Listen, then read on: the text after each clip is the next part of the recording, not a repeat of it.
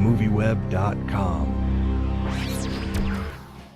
Hi, this is Jamie Philbrook with MovieWeb.com. I'm here in London at the beautiful Mayfair Hotel talking to some of the actors of the new film, Pirate Radio, based on the true story. Here's what some of the actors had to say about the movie. It was loud, it was rebellious, and in 1966, the British government banned rock and roll on the radio. That's the whole point of being the government. If you don't like something, you simply make it illegal. Until one American DJ... I don't give a hootenanny about your limey laws. He's possibly the most famous broadcaster ever. And a band of renegades... You must be the Count. I am he.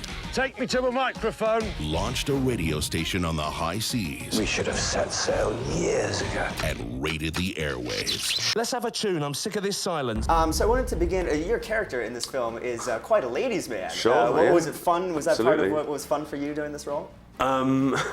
Well, you know, whenever you get to spend 2 or 3 days making out with a Bond girl, it's always going to be fun, you know, Sure. First and foremost. We shot that scene on my wife's birthday, so I don't think it was a very nice birthday for her. I think I even forgot to buy her anything. And then just spent the night boasting that I'd been in bed with Gemma Arterton.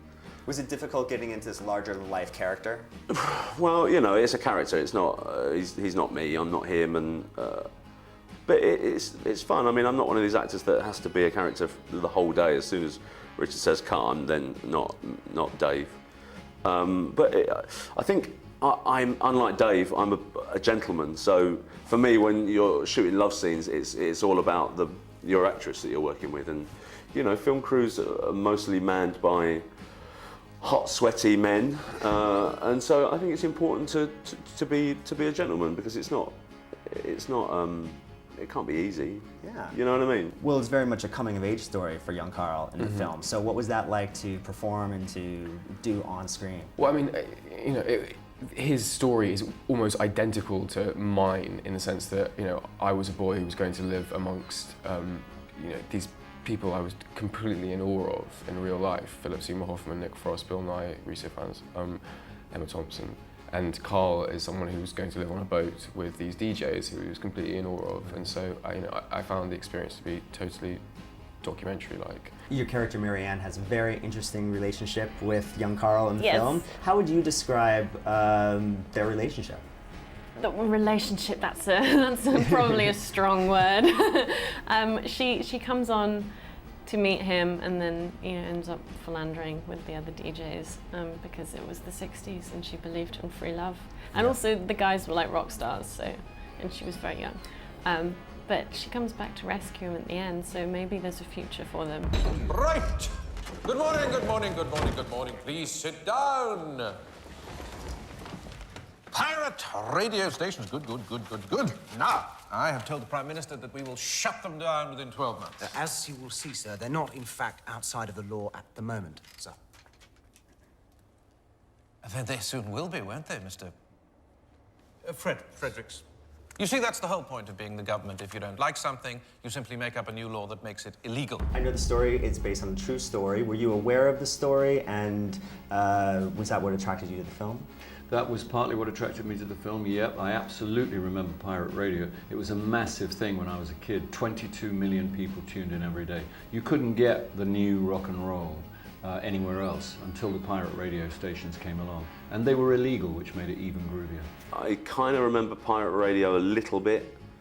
Caroline, I remember listening to Caroline. Because I'm from that part of the country, Essex, so we were right by the sea where they were moored. So I remember it a little bit, but I kind of remember better we had pirate radios in the late 80s, early 90s, which were playing house music.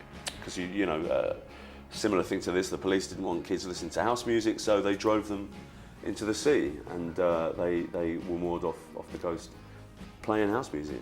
And that was, you know, at the beginning of the film when you see that little boy listening to the radio under his sheets, that was me, but I was listening to Fabio and Groove Rider.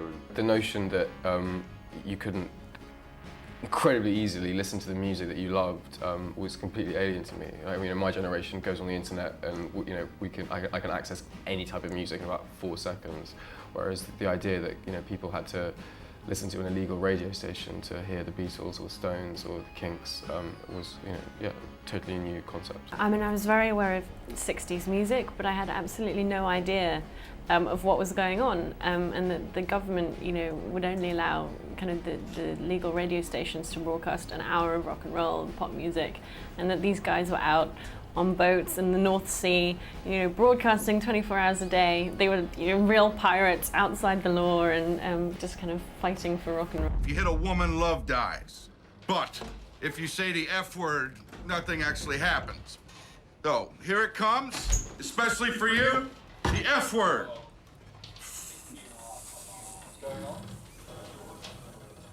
First, though, this very fine piece of music.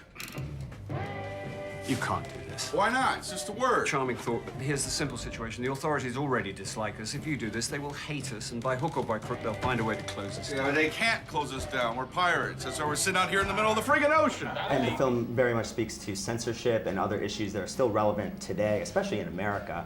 How do you think that the film speaks to those issues? I think it's very clever, and it's also very entertaining and funny, I hope. They were kind of groundbreaking times then, and it wasn't difficult to shock your parents, you know what I mean, in those days.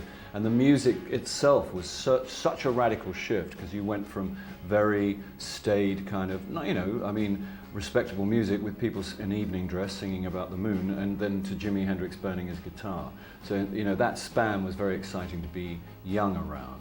And the pirate radios were what reflected that. Well, I think basically it's just making the point that, freedom, love, rock and roll, all the things that were the 60s were about and that era was about, are really important. And it's like we have to know what went before and know that this is how we have pop music today, or in England, that this happened, and to make sure that we keep fighting for those important things. Well, I think the film is definitely of the mind that nothing should be censored. How will American audiences take it? I hope they take it in good spirit. I think no one should be stopped from doing what they want to do if they're not hurting anybody. From the creator of 4 Weddings and a Funeral. These are the best days of our lives. And Love Actually. They will come after us. Let them try. I intend to broadcast from this ship until the day I die. And then for a couple days after that. Academy Award winner Philip Seymour Hoffman, Bill Nighy, Risa Fahn, Nick Frost, and Kenneth Branagh. Young men and young women will always dream dreams and put those dreams into song. Pirate Radio. Let's rock! Us! Twat us! Don't know what that means. I didn't understand any of that.